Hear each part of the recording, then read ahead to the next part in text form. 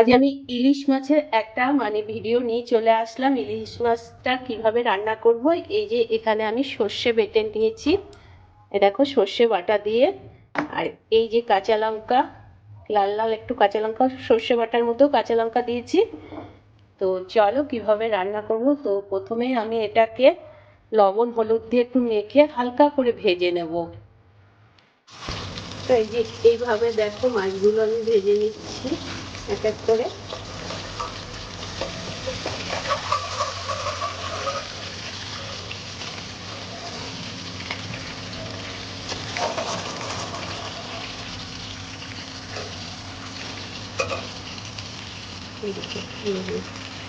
করে কড়াইতে যে মাছ ভাজার তেলটা আছে, এই তেলের মধ্যে আমি এই বেগুনগুলো একটু নাড়াচাড়া দিয়ে ভেজে নেব।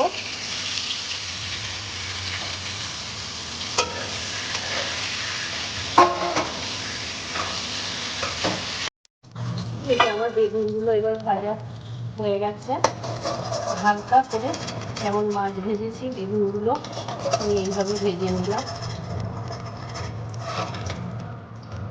মাছটা সেদ্ধ হয়ে যাবে, তারপরে আমি বেগুনগুলোকে সর্ষে বাটা ঝোলটার মধ্যে দিয়ে দেবো।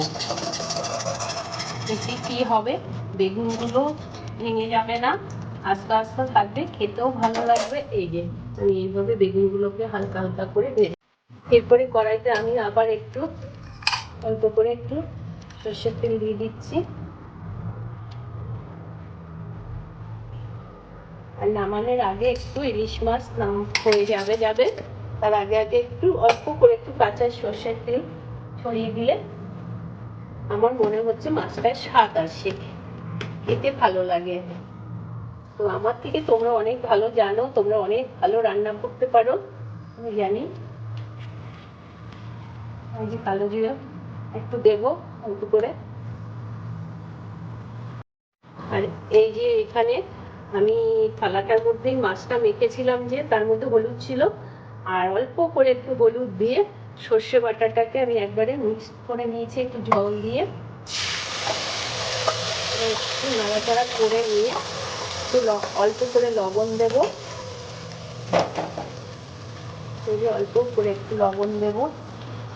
আর এই যে সর্ষে বাটা নাড়াচাড়া করতে করতে তেল বেরিয়ে গেছে, সর্ষের গাছ থেকে তেল বেরিয়ে গেছে। এবার আমি কি বলতো, আর বেশি নাড়াচাড়া করবো না, এবার আমি জল দিয়ে দেবো।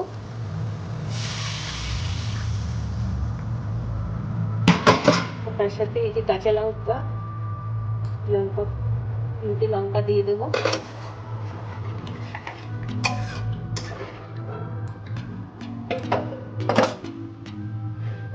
একটু ঝোলটা একটু ফুটবে, তারপরে মাছগুলো দিয়ে দেবো।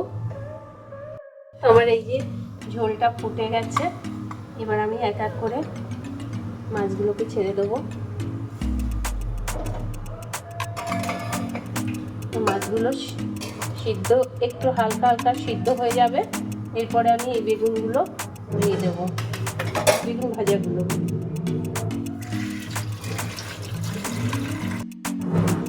তো এই যে মাছগুলো আমার মনে হচ্ছে সিদ্ধ হয়ে গেছে। এবার আমি কি বলতো, বেগুনগুলো হালকা হালকা করে ভেজে নিয়েছিলাম, এগুলো দিয়ে এবার গ্যাসটাকে আমি একটু বাড়িয়ে দিচ্ছি। আমি সাধারণত সিদ্ধ করার সময় কি বলতো, একটু যে কোনো ভাজাও সিদ্ধ করার আগে, সিদ্ধটা করার সময় আমি একটু গ্যাসটাকে কমিয়ে নিই, তারপরে আমি বাড়িয়ে দিই। তো এটা আবার একটু সিদ্ধ হয়ে যাক।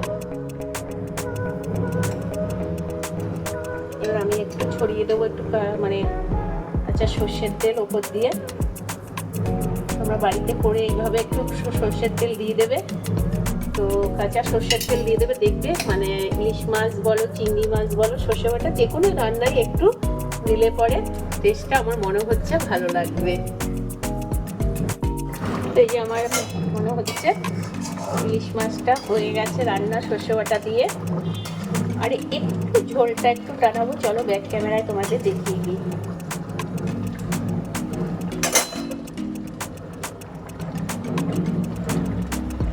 বাটা দিয়ে ইলিশ মাছ বেগুন দিয়ে রান্না করা আমার কমপ্লিট হয়ে গেছে।